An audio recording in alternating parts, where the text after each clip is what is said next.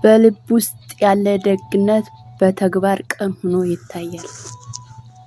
ሰላም በያላችሁበት ሰላማችሁ ብዝት ተረፍርፍ ይበል። ዛሬ አንድ ርዕስ ላካፍላችሁ ወደድኩ። ከቪዲዮ ስር እንዲሁም ከሪከርዱ ስር ሀሳብ አስተያየታችሁን እንድትሰጡኝ በትህትና ጠይቃለሁ። እናንተ እገዛ ያስፈልገኛል። በልብ ውስጥ ያለ ደግነት በተግባር ቅን ሆኖ ይታያል ይላል። ደግነትና መልካምነት የሚለካው በሚያመጣው ውጤት ብቻ ሳይሆን ድርጊቱ ነው። ድርጊቱ ከተፈጸመበት መንገድ ወይ መንፈስ ብቻ ነውና በልባችን በጎውን መልካሙን እናስብ። መልካምነት ይሁን ተግባራችን። በጎ ሀሳብ ውጤቱ እንኳን ባይኖረው እንደ እንቁ ያበራል። መጥፎውን እየተውን መልካም ብንሰራ ጥሩ ነው። ምክንያቱም ማንኛውም ድርጊት በሀሳብ ይጸነሳል፣ በተግባር ይረገዛል፣ በተግባር ይወለዳል። በስሜትም እንደ ዘር ይዘራል። መልሰን ፍሬውን እንሰበስባለን። የሰው ልጅ ሁለት አይነት ፍቃዶች አሉት። እነሱም የስጋና የነፍስ ፍቃዶች ናቸው። ሁለቱም ተግባሮች ተግባብተው ካልኖሩ የሰው ልጅ በራሱ ፍቃድ ላይ አስመሳይ ይሆናል። ብዙ ጊዜ አስተውላችሁ ከሆነ ማልቀስ እንፈልጋለን፣ ነገር ግን ፈገግ እንላለን። ዝም ማለት እንፈልጋለን፣ ነገር ግን እናወራለን። ደህና እንደሆን እናስመስላለን፣ ነገር ግን ደብሮን ደስተኛ እንደሆን እናስመስላለን። ነገር ግን ከብቶናል፣ ዘና እንድንል እናስመስላለን። ጨንቆናል፣ መልካም መሆን እንፈልጋለን። ነገር ግን ክፉ ተግባር ይፈትነናል። እውነት መናገር እንፈልጋለን፣ ነገር ግን ውሸት አስሮናል። ሕይወት ብዙ ነገር ታስተምረናለች። መቻልን፣ ወድቆ መነሳትን፣ አልቅሶ መሳቅን፣ አግኝቶ ማጣትን፣ ወዶ መለየትን፣ ፈልጎ አለማግኘትን። ሁሉም ከባድ ነገር ሲጀመር ሲያቅተን የማንችል የማይረሳ መስሎ ይታየናል።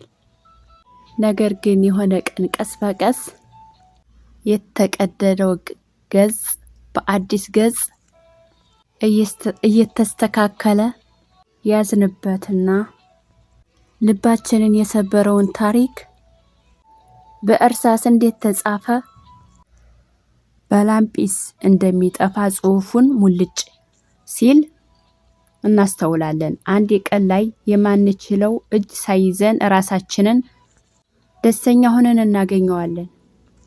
ምክንያቱም ፈጣሪ ከሁሉም በላይ ነው። ዛሬ ላይ በተለየ ህይወት ውጣ ውረድ እያለፍን ሊሆን ይችላል። ነገር ግን እመኑ፣ ፈጣሪን ታምነን ይህን ጊዜ በትዕግስት ካለፍነው ያንቺ ጊዜ ሲመጣ፣ ያንተ ጊዜ ሲመጣ፣ ያቺ መልካም ጊዜ ላንተ ስትመጣ፣ ላንቺ ስትመጣ ርዕሱን የሄድንበት ሁሉ ሞገስ ይሆነናል። የነካን ሁሉ ይባረካል። ከራሳችን አልፈን ለብዙዎች የምንተርፍ ያደርገናል። የመመስገኛ ምክንያት እንሆናለን። ትሆናላችሁ፣ ትሆኛለሽ። ፈጣሪ ሆይ ከእድሜ ጋር የማስተውልበት ጥበብን አድለኝ። እድሜ ደግሞ ጊዜን ይሰጣል። አንቺ ግን ጥበብን ታድያለሽ፣ አንተ ግን ጥበብን ታድላለህ። እኔ በእድሜ ምንም ትንሽ ብሆን በመንፈስ ደግሞ መብሰል አለብኝ፣ መብሰል አለብሽ። መብሰልን ግን አንተ ታድለህ። ዓለም የጩኸት የምትፈልገው ሰላምን አንተን በጸጥታ በእምነት መያዝ መቻልን ስትሰጥ ነው፣ ስትመርጥ ነው። እድሜ ልምድን እንጂ ጥበብን አይሰጥም። እድሜ ልብን እንጂ ሚስጥርን አይሰጥም። ሚስጥርህን፣ ብስለትህን፣ እውቀትህን፣ ልብህን የሚያሳድግልህ አንድ ፈጣሪ ብቻ ነው። አንቺ ያለሽበት እውቀትም ሆነ ጥበብ ከንቱ ነው።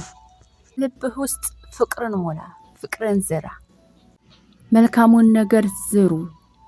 ልብ መልካም የእርሻ መሬት ነው ይባላል። ይህም ደግሞ ትክክል ነው፣ ውሸት አይደለም። መልካሙን እየዘራችሁ መልካሙን እጨዱ። መልካም ለመስራት ረፍዶ አያውቅም። መልካም ለመስራት ጊዜ ሄዶባችሁ አያውቅም። እድሜ አይወስንም፣ አይጠይቅም። በልባችሁ መልካምን ነገር ዝሩ፣ ነገ ፍሬውን ትበሉታላችሁና መልካሙን ነገር ዝሩ በልባችሁ።